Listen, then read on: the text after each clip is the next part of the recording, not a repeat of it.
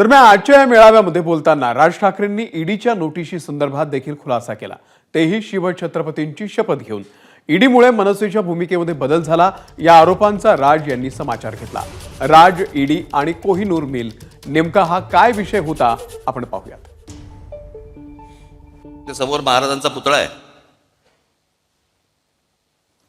त्याच्या समोर मी जे सांगीन ते शपथपूर्वक सांगीन।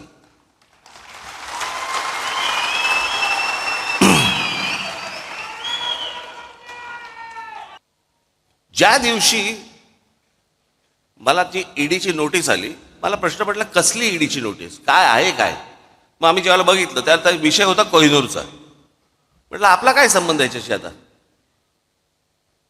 मग मला तिकडे बोलवते माणसं मलाशी काय बोलवते हेच मला समजेना। मला ज्या वेळेला ती गोष्ट आली त्यावेळेला मी जेव्हा इन्क्वायरी केली, आमच्या सीएला बोलवलं, म्हटलं काय नेमकं काय झालं सांग मला। तो बोलला तुमच्यातला एक जो पार्टनर आहे, तुम्ही जो टॅक्स भरलात त्या कंपनीत, त्या पार्टनरने तो टॅक्स इन्कम टॅक्सला भरलाच नाही, तो पैसे तुमचे बाहेरच्या बाहेर वापरले। म्हटलं मग आता काय करायचं। म्हणे आता परत टॅक्स भरायला लागेल। आम्ही परत टॅक्स भरून टाकला, जेवढा होता तेवढा परत प्रत्येकाने आपापला टॅक्स परत भरून टाकला। कोण जाईल झंझटीत।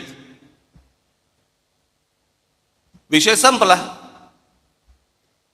आता एवढ्याशा गोष्टीसाठी राज ठाकरे ईडीला घाबरला आणि मोदींची स्तुती करायला लागला। मला काय देणं घेणं त्या गोष्टींशी। माझ्या डोक्यावरती तलवारी घेऊन नाही मी फिरत। एबीपी माझा, उघडा डोळे बघा नीट।